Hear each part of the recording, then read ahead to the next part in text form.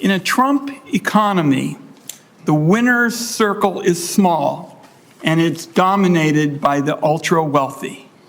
Working people and the middle class are on the outside looking in, and Trump and his advisors are indifferent to the problems they face each day. I've had more than 1,100 open to all town hall meetings in my state. I'll have several more this weekend. The second word I hear from Oregonians in those meetings is almost always bill. Grocery bill, medical bill, electricity bill. Americans feel held down by the cost of living. They look at the growing fortunes at the top, and they weigh that against their sense that America's middle class just doesn't have the opportunities to really get ahead. The American people voted for change, and more than anywhere else, they want change in the economy.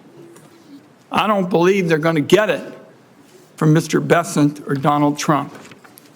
The centerpiece of the Trump economic agenda is extending his 2017 tax law at a cost of more than $4 trillion. Ultra-wealthy individuals who rake in millions each year would get tax breaks of hundreds of thousands of dollars. Families who live paycheck to paycheck would be lucky if they could just get enough to cover the grocery bill for a week. How does Donald Trump and Republicans plan to pay for their multi-trillion-dollar giveaways to the ultra-wealthy? For starters, they'll be offering across-the-board tariffs. And let's be clear about what that's all about. Trillions of dollars in new taxes paid for by working Americans and small businesses. And to me, the ultimate distillation of the Trump agenda is paying for tax breaks for the top by increasing child hunger, booting tens of millions off their health insurance, and laying off hundreds of thousands of manufacturing workers. It feels to me like a class war on typical American families. And the nominee, if confirmed, is going to be right in the middle of it. Donald Trump's going to be waging this class war instead of fixing what's broken about the tax code, which is there's a special set of rules that apply only to the ultra-wealthy. Make no mistake about it. Those ultra-wealthy people get to pay what they want when they want to, and often little or nothing for years on end. Mr. Bessent is a case in point. The taxes that fund Medicare are automatic for the vast majority of Americans. They come straight out of every paycheck. It's a civic duty that pays off as earned benefits down the road. But like a number of Wall Street fund managers, Mr. Bessent makes use of a tricky legal maneuver to opt out of paying into Medicare. It's a tax loophole that hurts Medicare, but benefits him to the tune of hundreds of thousands of dollars each year. Now, the Treasury Department has gone to court to argue that taxpayers taking this position are violating tax law.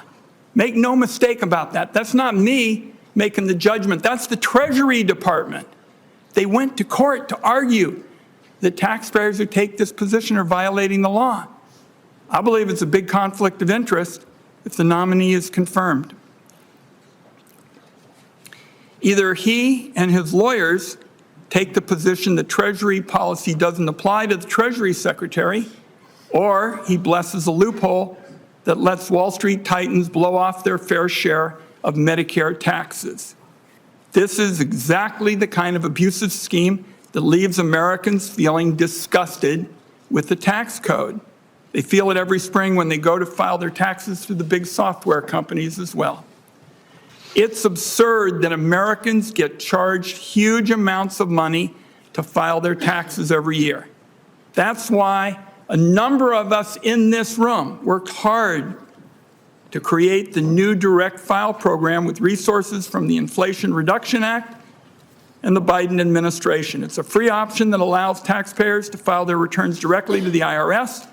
No software middlemen picking their pockets or harvesting their data.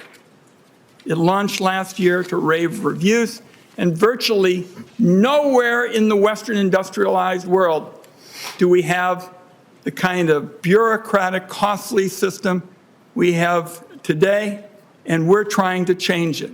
35 million Americans across 25 states, 30 million Americans across 25 states are going to be eligible to use direct file this year. That's if it continues to survive. The software giants want direct file killed.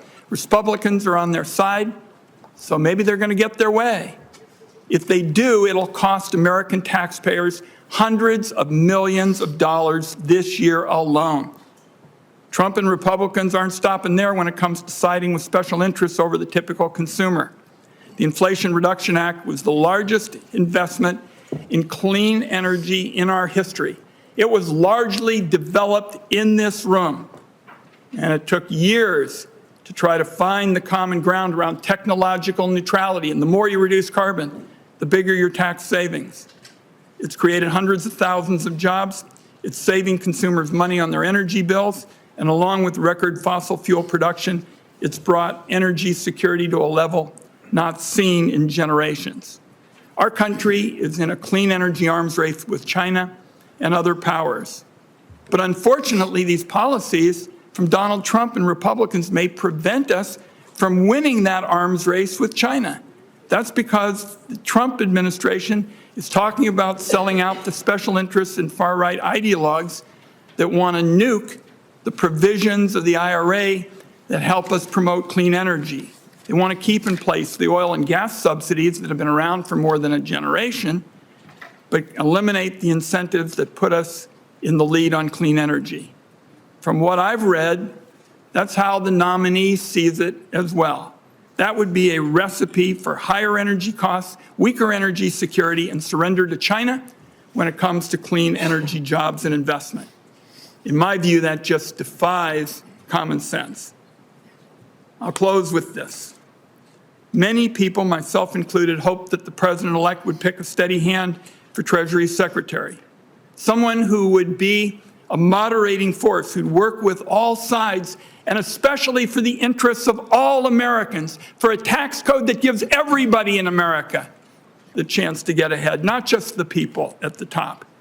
So this is an important discussion today, and I wish I had read something that would indicate that this nominee would be the kind of Treasury Secretary I described. That's why we have the hearing, to get his views. Thank you, Senator Crapo.